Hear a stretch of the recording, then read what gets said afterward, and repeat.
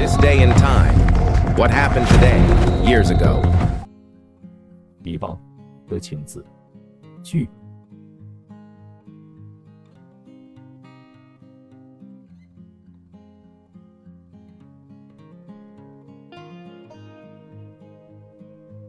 July 7th, 1898. A date that, at first glance, might seem unremarkable. Just another day in history, marked by a bureaucratic act. A president signing a document. On this day, President William McKinley signed the Newlands Resolution, and officially, with that signature, the Republic of Hawaii was annexed by the United States. But to call it simple would be a profound understatement. This single signature wasn't merely the beginning of a new chapter, it was the culmination of a deeply complex, often contentious story and the catalyst for an even more complicated future. It prompts us to ask, why that day? What was happening in the world that made this moment ripe for such a significant change?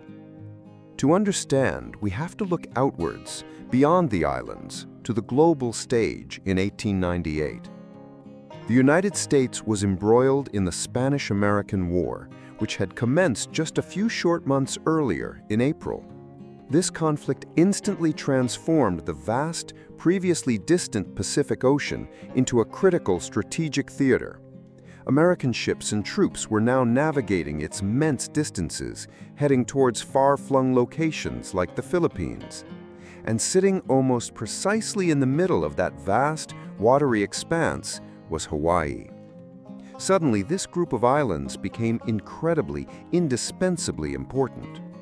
If you're moving an army across thousands of miles of open water, you desperately need a place to pause, a place to refuel your ships, to resupply your troops, to serve as a crucial communication hub and a safe harbor. Hawaii, with its strategic location and potential, especially the deep-water possibilities of Pearl Harbor, was no longer just a remote Pacific paradise. It was a vital military asset, a necessary stepping stone in America's burgeoning projection of power across the Pacific. The war didn't just make Hawaii important, it made its acquisition feel urgent to many in Washington. But the push for annexation wasn't driven solely by military strategy. Powerful economic interests were also heavily invested in the outcome. American businessmen, particularly those who dominated Hawaii's lucrative sugar industry, saw formal annexation as a golden opportunity. It would eliminate tariffs on their sugar imports to the US mainland, solidify their political and economic control over the islands, and protect their substantial investments. These powerful lobbyists exerted significant pressure on the government to absorb Hawaii.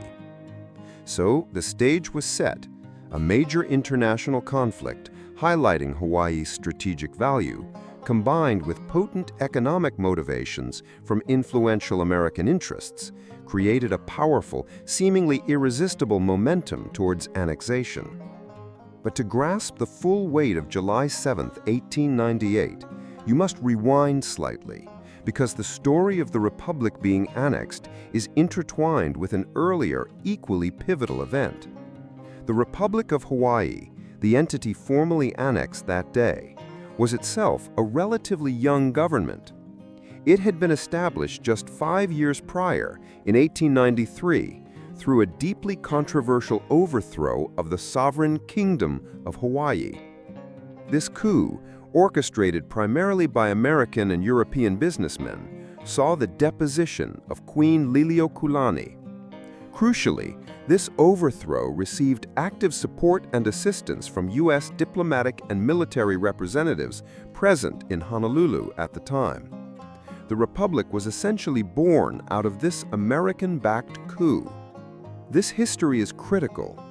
By 1898, the United States was moving to annex a government that existed because American interests, with official US support, had helped dismantle the legitimate, independent Hawaiian monarchy just 5 years earlier.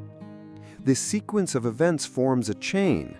The US-supported overthrow in 1893, paving the way for the Republic, followed by the annexation of that republic in 1898 during a war driven by strategic and economic needs. And that brings us back to President McKinley's signature on July 7, 1898. The very method used for annexation speaks volumes about the political landscape and the opposition that existed. The standard way for the U.S. to acquire foreign territory was through a treaty, which requires ratification by a 2/3 majority of the Senate. However, proponents of annexation knew a treaty faced considerable resistance in the Senate, likely enough to defeat it. So they opted for a different legislative path, a joint resolution of Congress. This required only a simple majority vote in both the House and the Senate, a significantly lower bar than a treaty. This wasn't an accidental choice. It was a deliberate political maneuver designed to bypass the opposition, particularly in the Senate, and push the measure through quickly, capitalizing on the wartime urgency. And who was this method bypassing most acutely? The native Hawaiian people themselves. Their resistance to annexation was strong and clear.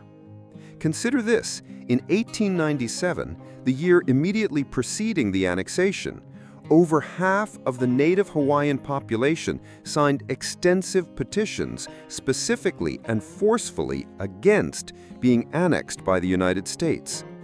These were not quiet dissenters. They were actively protesting, making their wishes known through a democratic process. Yet the decision to use a joint resolution effectively sidelined these voices, ignoring the expressed will of the very people whose sovereignty was being extinguished.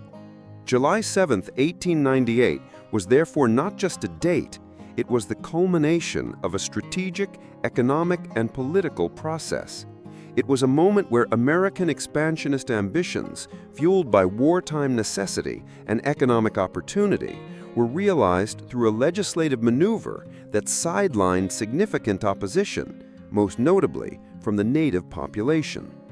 The act ended the formal existence of the Republic of Hawaii and, far more profoundly, ended centuries of independent sovereignty for the native Hawaiian people. The legacy of that day is anything but simple. It remains a subject of intense historical scrutiny and ongoing debate. While the U.S. government issued an official apology in 1993, it was specifically for its role in the 1893 overthrow of the kingdom, acknowledging the chain of events that led to the loss of sovereignty. But the annexation itself, the circumstances surrounding it, and its enduring impact on Hawaii and her people continued to be debated, forcing us to grapple with uncomfortable questions about the true cost of strategic advantage and economic gain, and the long shadow cast when the will of a people is set aside in the pursuit of national destiny. Thanks for watching. Like, subscribe, and ring that bell for more history daily.